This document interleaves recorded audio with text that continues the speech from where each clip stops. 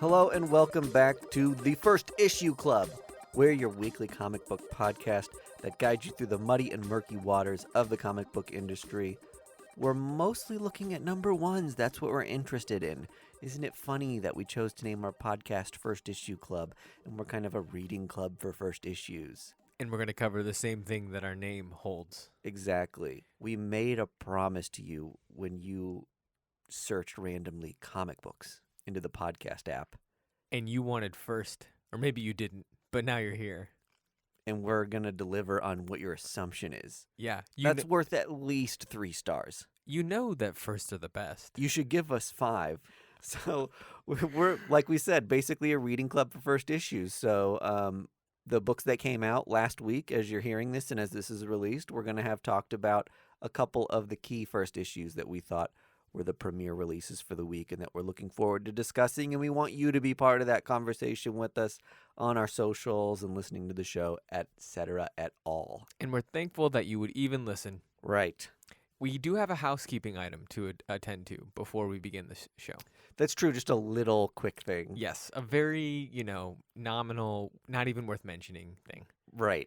So last week, you may have listened to our Salem Comic-Con episode. Little touch and go there, obviously, for a little bit. You may have noticed the absence of the Lichtigs today. Caitlin and Greg not with us as of this recording, and with us in spirit, though. Yes. Would you say? Yeah. Sorry, I can't muster up the fake cry as well. Fake! No, we're sad to see them missing this episode. I'll say they're in critical care. Yes, there it is.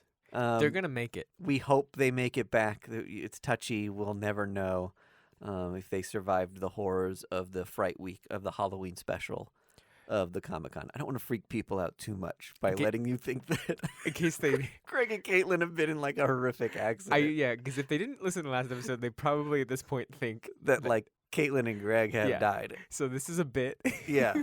that work. Make-em-ups. We're continuing the strand of make-em-ups that have made this show so annoying for so many years. How it just dips into a complete fucking absurdity every Halloween and then comes back like it's a normal, complete normalcy review show. For people that don't know this podcast, that's where we lose all of our fans every year. We just have to reset new fans every year. They're like, I was with them until that. And I think that we get new fans and listeners every time we do the Halloween episode. Yeah. Because we share it a lot, and then it gets shared a decent amount. We see a spike in listens, and then people come back the next week expecting a full-on improv podcast that's just a little nerd-themed, and it is not that. No. I get a lot of people that are like, I've fallen off a little bit. And it was like, you can just tell me you only listen to the Halloween episode. Yeah. Like, I'm not going to be offended. That's fine. All right, so we've got a little bit of news to get into before we move on to our comic books this week, which we're really excited to talk about. The One You Feed by comic book superstar Donny Cates is out. He's reuniting with his team from Cosmic Ghost Rider with Dylan Burnett on this issue, and it's an independent comic. It's on Panel Syndicate, which we can't mention enough because all of the goodness that it is. Do you want to explain what Panel Syndicate it is? It's essentially an online-only self-publish outlet for creators. So when you don't necessarily have the resources to get something printed, that's very expensive, you can come right to this platform and people can pay what they want for the comic too. So accessibility to new comics and exciting new stories at a low price, and all those proceeds go directly into the creators' pockets instead of through, store owners, distributors, publishers, etc. And the money that the creators get ends up being a small fraction of what you paid for the comic. They've never missed. They've never had a bad comic. They've always been pretty good. Yeah, there's a whole back catalog, and so you can read full runs of things on Panel Syndicate for like, as They much as you want to pay. have all the biggest creators, and I think Brian K. Vaughan is like Owner of it. Isn't it? Yeah, I mean, what his one of his comics was the original starting of it. So Private Eye. Yeah. So there we go. This whole podcast, I'm just gonna say half statements, and I want you to finish I them. want you to finish them for me. Which I just did just then. It's perfect. It seems like I'm being sarcastic, but I'm actually being. That's exactly how my mind works in half. I'll help you get there. Thank you. I wanted you to say sentences. Half sentences. No. Okay. Hey, I'm going to lead you to water. But you got to teach me to fish. And then you'll learn how to fish yourself, I guess. That's how the saying goes. Lead them to water, they'll teach themselves to fish. I would love it if that's how the saying All right, went. the second comic that we're even more excited for is the Last Ronin. It is a Teenage Mutant Ninja Turtles comic from the original creators, Kevin Eastman and Peter Laird. A whole bunch of news surrounding that and spiraling around the comic book industry this week, but we'll get to that conversation when we move into talking about The Last Ronin. We'll put all of that news in that portion of it, so you got to go there if you want that news. Yep. You can skip to it if you want. Yeah. Hey, that's the beauty of podcast. Say you're an insane person and you're not interested in the one you feed. Skip to The Last Ronin. Yeah. Just keep on hitting that 30-second button. Get right to Ninja Turtles. Until you get there. And, yeah. Do you. It's a choose your own adventure at First Issue Club. The digital world is your oyster. Mm-hmm. What news do we have today? Mike D. Oh, I'm Budgie King, by the way. Hey, and I'm Mike D. So, a little bit of speculation directly from First Issue Club, related to DC, related to death metal, Dark Knights. You'll only hear here. And this is a disclaimer.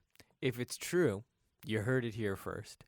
If it's not true and it doesn't pan out, just erase this from your memory. Here's the problem with us breaking news, Budget King, is that we record this book, yes, on Wednesday, the day that New God came out. Right. But we're releasing this episode a week from now, so everyone's had the chance to read it and read along with us. But this is a different scenario. So no one within the week will have come to the same conclusion as us. No, we would have already seen the articles. There's no way. Okay. We're the only people here that are going to speculate this. Okay, sure. This doesn't exist anywhere else. Right. This is hot. In the new book, New God. Rise of the New God. There we go. Rise of the New God. There's a new character introduced. Yes. Called? Can't remember. The Chronicler. The Chronicler. God, that sounds like a 1920s bad villain. Yes. I'm the Chronicler. I'm the Chronicler. Forfeit your wares to me. This character looks exactly like another Marvel character. It looks, when I turned the page and this character was revealed, I was like, oh my God, Cosmic Ghost Rider. It is Cosmic Ghost Rider in the flesh. And here's where we get a little bit off the deep end. Okay. This comic is written by James Tynion the fourth, who is best friends with Donny Cates. Is that true? They have to know each other at least. Oh, they definitely know each other. They like each other. I would assume. They both are good at writing comic books and revered. Mm-hmm. I would say James Tynion, is the Donny Cates of the DC universe. That's a great comp. I love it. And both of these guys kind of had their come up around the same time. Yes. Yeah. They probably have the same amount of independent books. Right. Like all of that kind of stuff, right? Great comp. Okay. There's going to be a huge comic book called Crossover on Image that ties in. Some people are speculating most of the Image books that Donny Cates has been involved in, right? Yes. What if? I think there's also further speculation surrounding this too, because there have been characters in previews for Crossover that look just like Shazam. Yes. Other characters that exist in or what's his name? It was Shazam, I think. But the character's name is Mr. Marvel. Captain Marvel. Captain Marvel. Yeah. But his name's actually Captain Marvel. Yeah, sorry. I'll edit that in. Okay, yeah. Greg will. Okay, sorry. There's speculation that it was Captain Marvel. Then they had to change the color of him, right? So Donny Cates created Cosmic Ghost Rider, kind of famously. Yep. Now Cosmic Ghost Rider has seemingly entered the DC universe, right? In preparation for crossover, so that the DC universe can also be tied into. Yes. Here's the thing. This guy who looks exactly like Cosmic Ghost Rider that we're talking about Doesn't talk like him at all. doesn't exactly look exactly like him. He's got like reptile hands and feet, Okay. and his little head dome And is, he's not. is his face. It's not like and he's there's not a skull funny. encased in his face. No, and he's not like a goofball. Yeah. But is he a different universe version of the Cosmic Ghost Rider? That's what I'm saying. He seems like being called the Chronicler. He seems like a watcher, a Watu type Yes. that is taking stuff in. He's spacey. He's very spacey. We knew Cosmic Ghost Rider is kind of like a character that could transcend time and space and kind of retconned a couple things within the Marvel universe. So that is pretty similar to this character as well. So at a minimum, his style seems to be inspired by Cosmic Ghost Rider, at a bare minimum. And if it happens that they fit it in a crossover and it matters, you heard it here first. Oh, okay, yeah, that was the main point. Yes, yeah, the main point. You want credit for it. The hot tip was here. And if it's a nothing burger, then just forget it like you forget everything else we say. You hear that newsarama and comic book reference and all you fucking websites writing about comics. You better put via First Issue Club in your articles. Mm-hmm. Nothing else, please. I just punched my mic. I was so so mad about it. And then we got one more like piece of news, which is a topic, kind of. Event covers. Love them or hate them. They're a drain on your wallet. Let's clarify though. You're not saying like event like Ten of Swords or Death Metal covers. You're saying no. when a cover has a thematic cover Yep. that's not referential to anything storyline and usually outside of the universe. A lot of times outside of the universe, sometimes within or a spin on something. Yeah, sorry. And it gets done across the majority of the books that come out on the publisher. So they had like a big symbiote cover run going on for Marvel. Where every character got like, what would they look like if they were Venom? Right. Sort of thing. Miles Morales video game covers are coming. There's Fortnite covers right now with Marvel. Marvel does this a lot. It seems to happen more often with them. DC did like vintage movie poster covers, which were really rad, but they do less often do they do thematic things across the entire brand that are more cheeky. The Fortnite one is interesting because one, they've been going both ways. Mm-hmm. So Fortnite has entered the Marvel universe a little bit. Yep. And then I think Fortnite, although I don't play, has had mods. They've introduced some Marvel characters, right? Yeah, like into there. There's like an event going on in both. Donny Cates actually wrote a story that made that Marvel canon. Okay. Like how the Marvel characters. I'm sure he loved doing that. Swapped places. Like I can't write a video game for 14-year-olds into my comic book right now. It was more clever than I expected. I expected it to be a real throwaway thing, and he did. For what he was asked to do, he did an amazing job at it, in my opinion. So kudos to him. Yeah, go event covers. Good job marketing guy. Yep. Good job marketing guy that thought Fortnite should be intermixed with Marvel because maybe we'll get a new demo. So smart. It was really smart. I think. Yeah. Greg would be arguing that. That's why I regret that we don't have him here. He would be arguing against that. He would say it's dumb. Yeah. I get the point of why it's dumb, but I think from a marketing standpoint, well, here's the thing. Yeah. I wanted to see the data on do 14-year-olds actually buy floppy comics? Like, is that actually a demo that Marvel needed? Mm-hmm.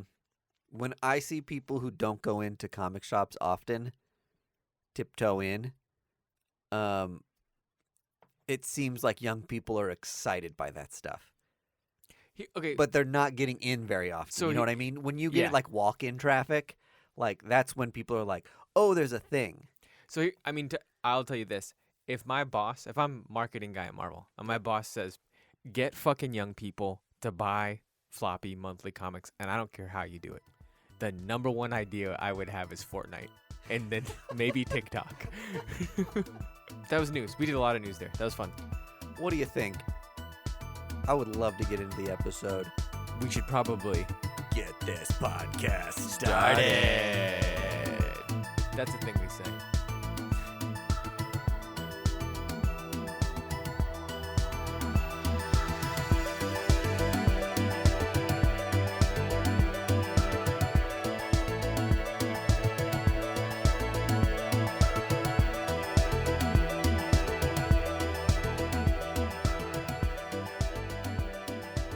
First up on the show today, we are talking The One You Feed, as we mentioned, out on Panel Syndicate by the reunited team of Donny Cates and Dylan Burnett of Cosmic Ghost Rider and Thanos fame.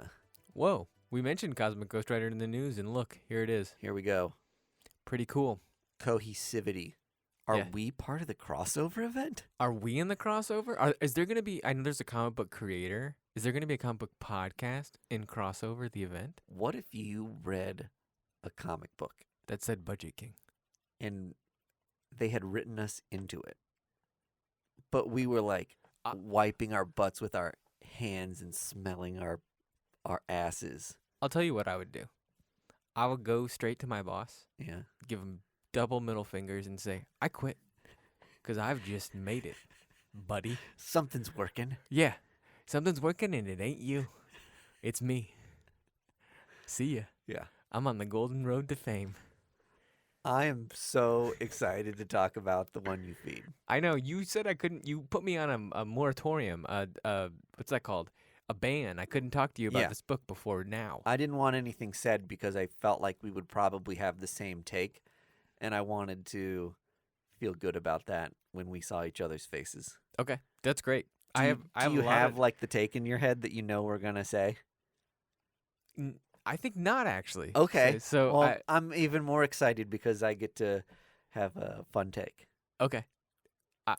Go I'm ahead. going to give everyone the synopsis of this book first, Great, go though, ahead. which Yeah, is do it. essentially that the last remains of a civilization have been forced to build like a massive wall and a source of sunlight in this like small pod city. And the point of that is that humanity has begun to turn into monsters when there's a lack of sunlight. Yes. So like basically like everyone is some form of werewolf, right? Correct. Now, Budget King. We covered a book on our Patreon last week called Werewolf by Night. Did we not? Yes. Werewolf by Night tried leaning into a parable about a wolf that that you can feed Oh that my is nice God. and I a wolf that you can feed that is mean, and it speaks to who you are as a person, that we both have a good side and a bad side, Oh my but God. but you ultimately feed one of those sides of your personality, right? And that's what this parable means. Yes. Werewolf by Night, this Marvel homage comic written by Taboo of Black Eyed Peas fame, did a terrible job dropping this. If you want to listen to that, it's actually on our Patreon. It's on our Patreon. This Native American, I'm assuming, originated parable story into the comic. It just seems like plopped in and irrelevant to the Yes. story and where it's going. Whereas this book is directly titled The One You Feed and is intrinsically tied into the same folk tale. Okay, I didn't have the same take you did. It's brilliant. I love it. This seems like, to me, Donny Cates, massive writer at Marvel Comics, had a pitch for The One You Feed, or for Werewolf by Night, sorry, and maybe didn't get it or was unsatisfied with the direction of Werewolf by Night and decided to write like a version of it that was 40 times better. And just gave it to Panel Syndicate. What are I mean, they're releasing days apart from each other. You're absolutely right. Days apart from each other. And another Marvel artist is on it. So it's almost like he could have just taken the artwork. I mean, and it's monsters by night. They turn into werewolves and monsters at yes. night. Yes. And it's the same parable. Like, what are the Even chances? the artwork mostly looks like werewolves. The crazy thing about this, too, I hate a little parable fable in a comic that's like supposed to be heady and philosophical. It was brilliant. It was like Yeah. so baked in a just a really nice way that I was even thinking like I might tell that parable to somebody else someday. I might actually repeat this. So I loved how quick the story like moved through exposition.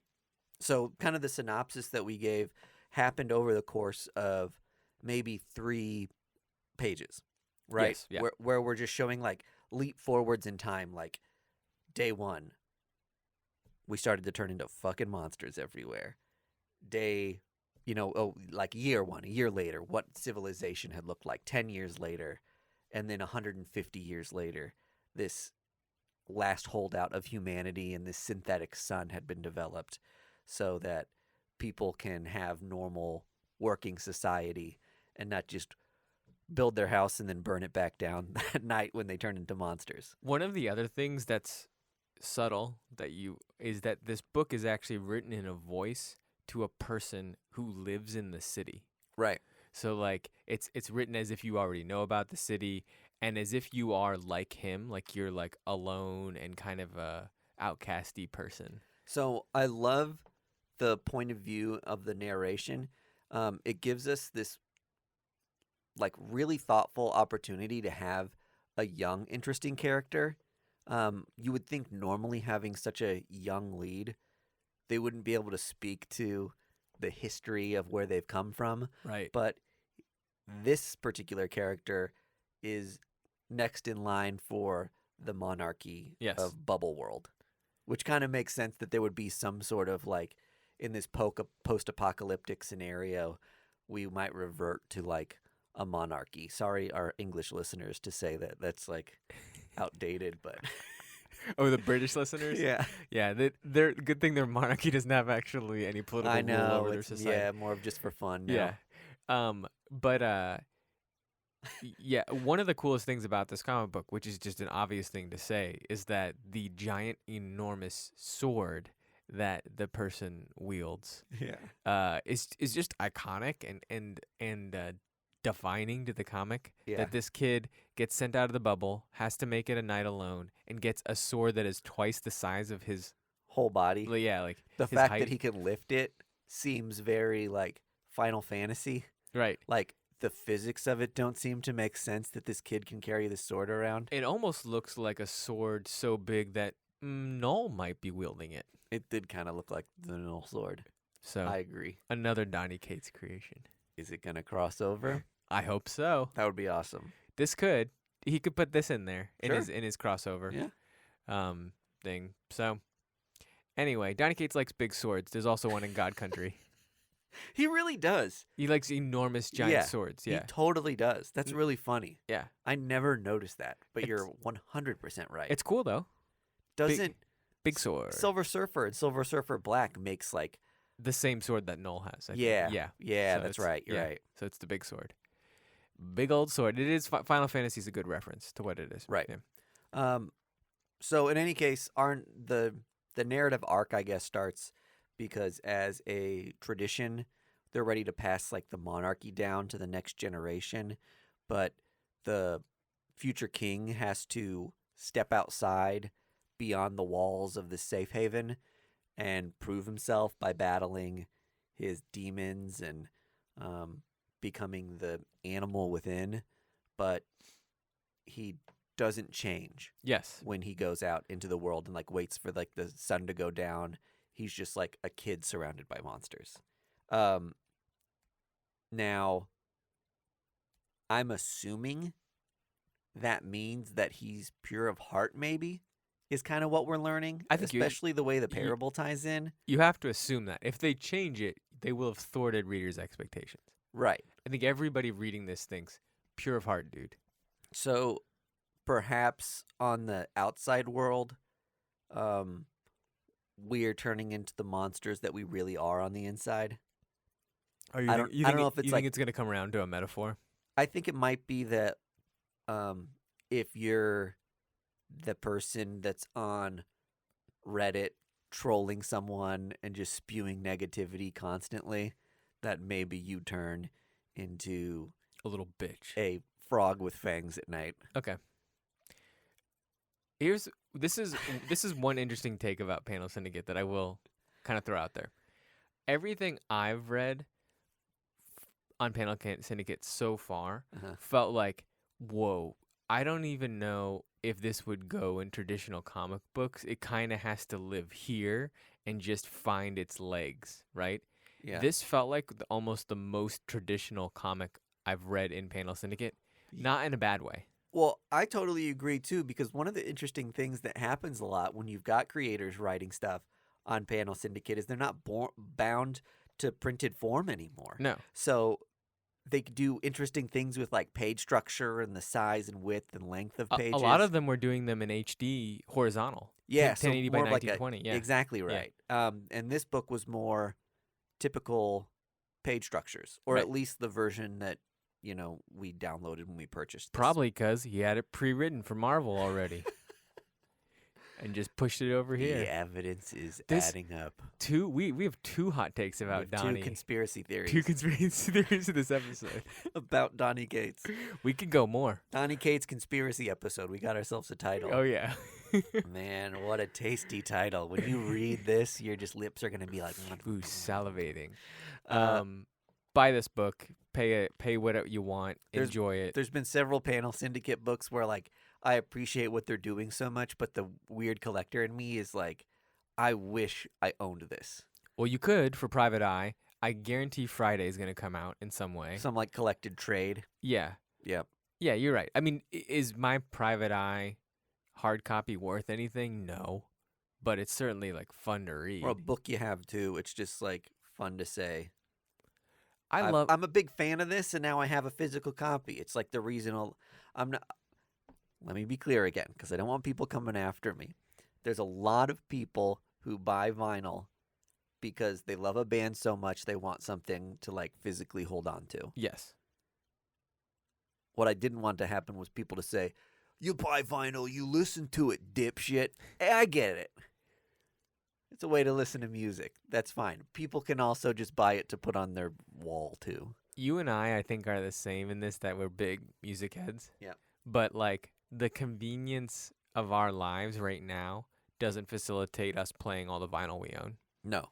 And I still occasionally buy vinyl, and I'm like, I'm gonna toss $20 to this band I really fucking like. Yep. Especially if it's a heavier album.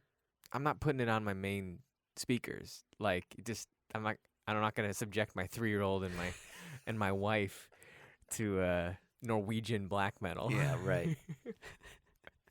And it translates so well to vinyl. yeah. That analog hum of Norwegian metal. Oh yeah, I just love the curvature of the sound waves.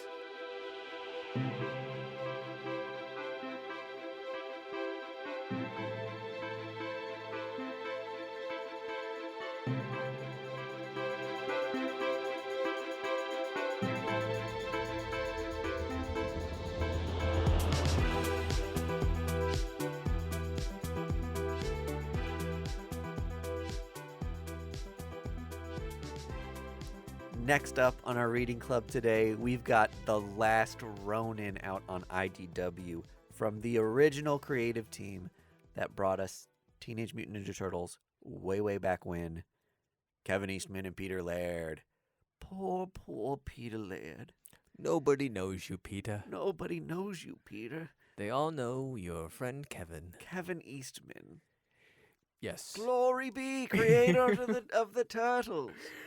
So there's a lot to cover on just the news of Last Ronin. So let's spend some time doing that before we get into the book. Yes. Yeah. I knew going into my comic shop this week that this book was going to be near impossible to find. I can't even remember if I pulled it or not, but IDW took final order cutoffs, having already known they had a cap or a limit on what they were going to print.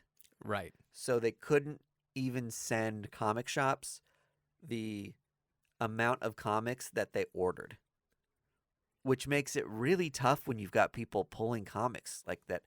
I, as a person who ordered this and planned ahead, come in and it's like, well, 15 of you ordered it or 30 of you ordered it and they sent me 5. Like, what do you do there? My comic shop was selling these for $50 a pop. All of them for 50, which is what they're going for eBay. So that's not a slam on our comic book shop. It's kind of been like really up and down in waves too. Like I've seen some A covers go for 20 and others for 50 and like back down again. It's been all over the place. On Tuesday night, you could have ordered it on eBay for $20, and overnight it like shot up.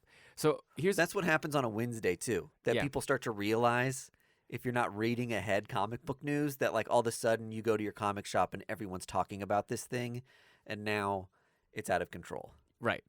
So a handful of things. IDW was having a little bit of a lull in their Turtles run. Mm-hmm. And so they've been hyping the ever-loving fuck out of this. Right. To like, and it essentially what the synopsis is it's the old maniverse of the Teenage Mutant Ninja Turtles, which they should drop teenage then. It should just be the Mutant Ninja Turtles.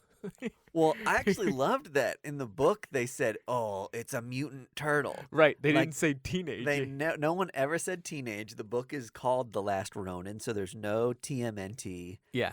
So they did a good job continuity-wise, I guess. Wiping it, yeah. Yeah. And the big thing that they're doing is getting you to care of who is the one turtle that is the Last Ronin. Right. That's the big news everywhere. It was kind of a driving thing throughout the book.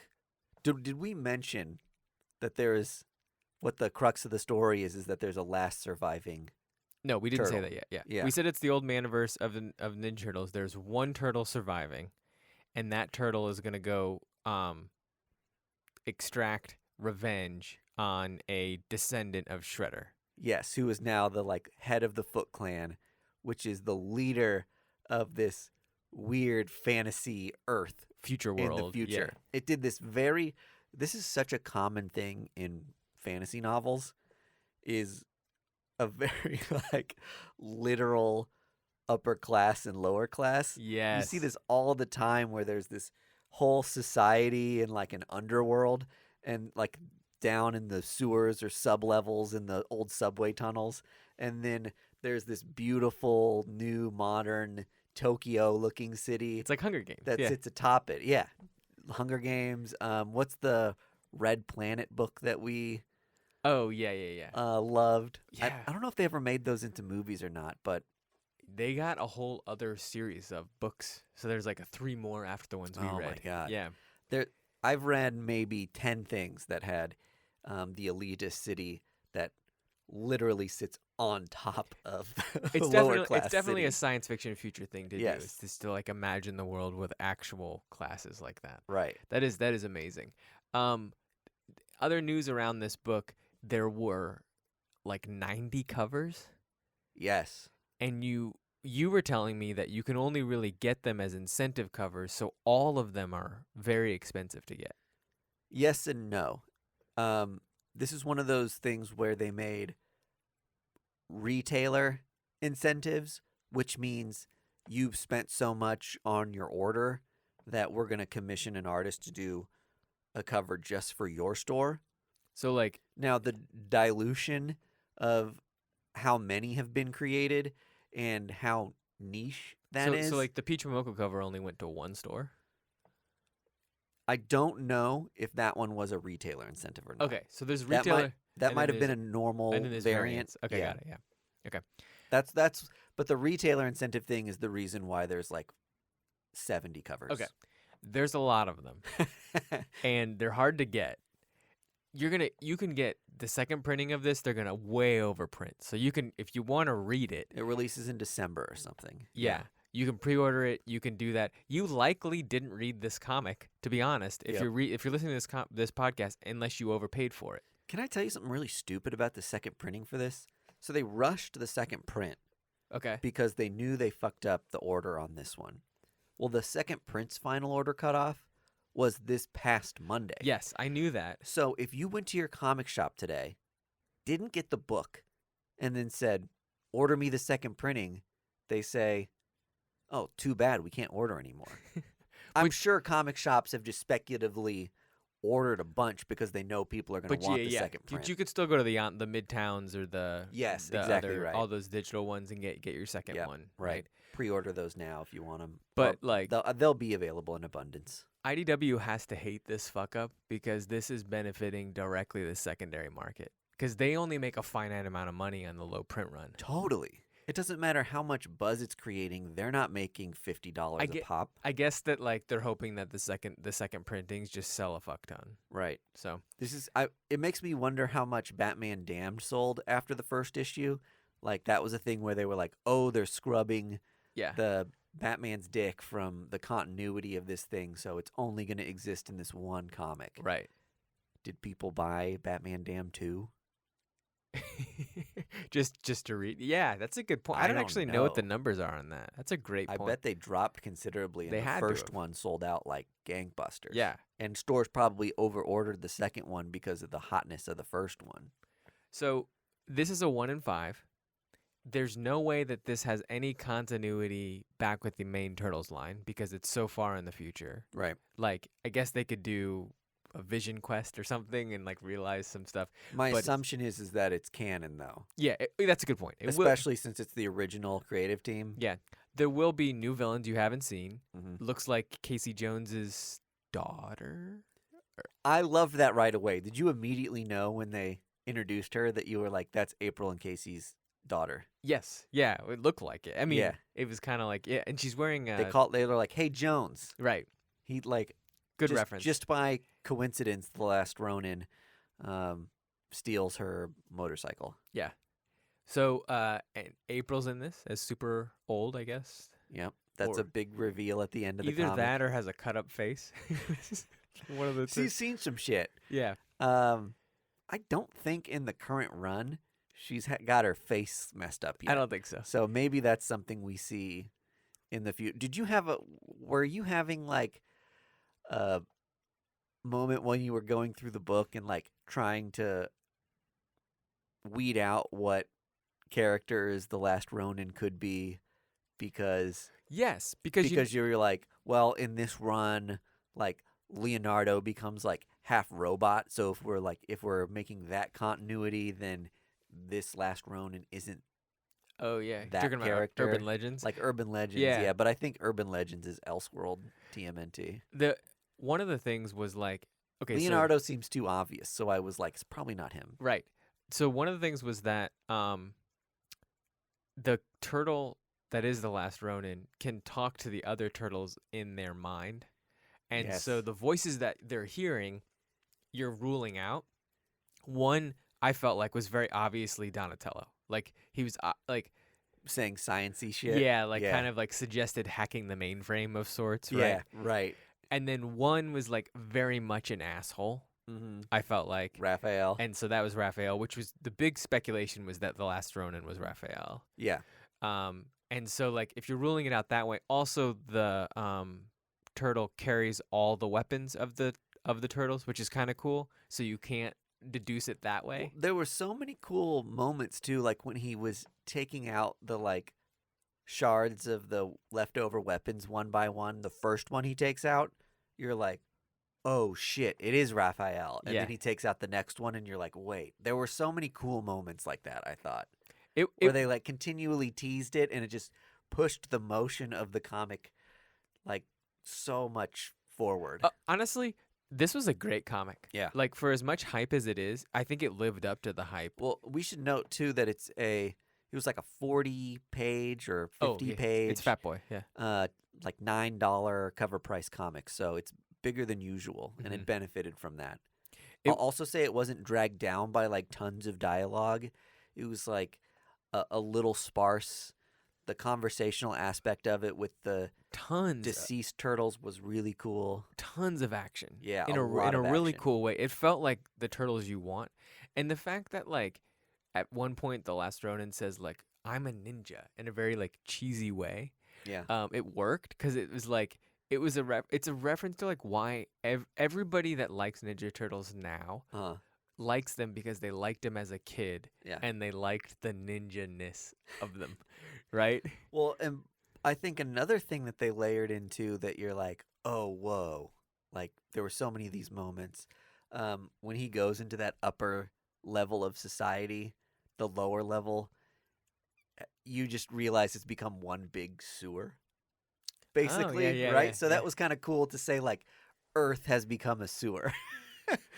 There's the upper class are above it, and he's like transcending that last almighty sewer grate. Yeah. No, it was wonderful. Okay, so one interesting thing about this that I kind of love is okay, so there is I don't know the name of it right now off the top of my head, but there's a separate world of D&D that's like science fiction mutant world. Yep. That's something, it's called something world like that. Might even be called mutant world. There was a derivative of it that was called like Burger World or something like that that Kevin Eastman did all of the artwork for. Oh, really? And it was all like mutant animals and stuff like that. Well, at the same time in the 80s, Turtles took off and Kevin Eastman like had to go sign some exclusive. Yep. But he was like, you can have the fucking artwork anyway. And like just gave it to them. I don't even know if he's credited for it. Weird. And then like did all of that, and like that since had gone nowhere. That D&D book and like whole thing, it's just kind of lost in the lure. The artwork is phenomenal. I love to look back at like Kevin Eastman things, so that's how I know about this. Is it a huge collector's item thing? It's now? not. It's not even like known that well. Because I think he just did like some of the first things, and then another artist took it further. So it's not even clear which ones he did. Got it. But it's cool because this is like that world, like in some ways where it's like, because he was never writing the Turtles as like a future wasteland mutant world, but this is now that world. Yeah, you're where right. It's like, you know, in that, which is kind of cool. Yeah. So, it's a fun book. It was a great, really cool book. Yes, there was a couple things that I wasn't sure about or left questions. One of which came at a point in the story where our grandson of Shredder, who is leading the Foot Clan now, is giving this corny villain monologue, and I was like, oh, that's like weird writing to give him like a corny villain monologue. Yeah. And then you find out that he's talking to his mother that's like in stasis in a tube, and I was like, ugh. That even makes this corny monologue like now make sense. Right. That he would be like explaining and verbalizing his plot because he's talking to someone important to him, even like since they're in the room but they're not quite there. It just made this storytelling device that is typically wonky make sense. Right. And so I loved that. And it was an interesting question that they left on the table, like, what's the story with his mom, Shredder's son, or whatever, I'm assuming, married this woman or something. Whatever stasis she's in is great because she looks like she's 25. I'm sure she comes back in some form in the subsequent issues, and I don't know if she's going to be a friend or foe, but like, do you know if it seems like all the of Ninja Turtles need a babe or something? That's a good point. That's like kind of like an ongoing thing. There's always some like babe character. Do you know if they're all going to be 40 pages long, or? I would assume so. Okay. They're kind of like a it's large, be a massive magazine-sized trade. prestige format. Yeah, they'll be really cool collected all together. So read this. It's great. Yeah. It's fun. And I guess read it if you can. We also had to buy it digitally. So there's $9 wasted. We had funny. We're not going to spoil it, right? Oh, I guess should we not? So let's just say this. It does tell you who the Last Ronin is. Yes. But we're going to spoil that now? No, I don't. I'm not going to do it. You're not going to. But here's why. We always spoil. Yeah. Because we're a reading club, and we say that right before we spoil, we say we're a reading club. This is the one exception where you might not actually have this book. Yeah. Because it was like so hard to find. Yeah, so hard to find, and you might be listening to this a week beforehand. Yeah. You could go on any page, and it'll tell you who the Last Ronin is. It tells you on the last page which turtle it is. Yep. Can we talk about at least the funny thing that we had without saying what turtle it was? I think we can, yeah. Okay. Here was the scenario. Imagine Budget King was talking in his sleep. That's kind of like what was happening. Okay. And you wake up and I say, who were you just talking to? Jeffrey? Or do I say, who were you just talking to, Jeffrey? Right. And you could read They're this. both a question. They both like even in comic books writing sometimes, like it's hard to tell what's a comma and what's a period even. So if we ended the statement sentence, I'm either led to believe that you are Jeffrey or you were just talking to Jeffrey. Yes. And I'm guessing that you were talking to Jeffrey. We both read it as that he was talking to Jeffrey. Yes, and we were both like, oh, so we've ruled Jeffrey out. We've ruled one character out, that it's not Jeffrey. And then it turns out it's Jeffrey. It is, yeah. So we have to have this podcast to actually, for us to just understand the comics. Totally. That's the point of this podcast. Yeah. Anyway, a long story long is that I looked it up and still didn't understand who it was when I read the sentence. Oh, the article must have gotten it wrong. So I read the whole comic book thinking the way we thought it, and then we figured it out. You thought it was Jeffrey the whole time. Yeah. And we're like, oh, it's not Jeffrey. Oh, wait, it actually is Oh, it Jeffrey. actually is Jeffrey. And all of that to say that this comic book is fun not knowing. You told me that, and I agree with you. Yeah. I think that a lot of the crux of this writing of this comic book, it's better to read it and not know who the Last Ronin is. Right. So you probably don't have this comic book. We're not going to ruin it for you. I think it's going to get spoiled for a lot of people just in the void. Yes. The space that people are going to have to wait to get their hands on a copy. Anyway, Last Ronin lived up to the hype, I would have to say. Agree. Yes. 100%. The very least out of 10 this would get is an 8.8 in my book. Man, I was thinking 8.8. There you go. Wow. Great minds think alike. We don't normally give ratings to comics, so it's kind of cool that we thought it. Mm-hmm. Yeah. 88 out of 100. Yeah, that's a solid B+. B+.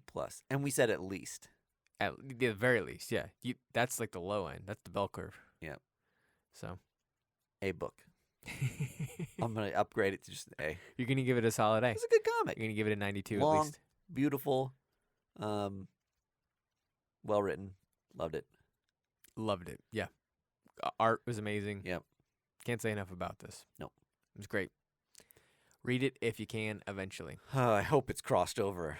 Me too. I hope Donny Cates crosses over Last Ronin. Do you think that that's why he's hyping up crossover so much? Is he's actually going to cross over like everything? I think so. Like Spawn is going to be in there. I think a and, ton of shit's going to be in it, yeah. Like just an insane amount. And people are going to be like, oh my God. They're going to be like slamming their heads against the pavement. I wish I didn't know anything about it because I feel like it's going to have a couple blow your mind moments. I love that.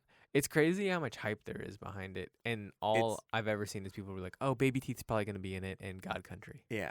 It's the most pre-ordered comic that Image has had since, was it Danger Girl or something? Which was like, what, 1999? Yeah, it's exactly what it was. Yeah. So good memory. We looked that up a couple weeks ago. Yeah. Good job, Donnie. You're living wherever you are. You're doing good stuff. I hope you have a big-ass house. I know you have a nice life, and I love it. I love you for it. Got cool hair. Sometimes it's pink. Yes. Bye.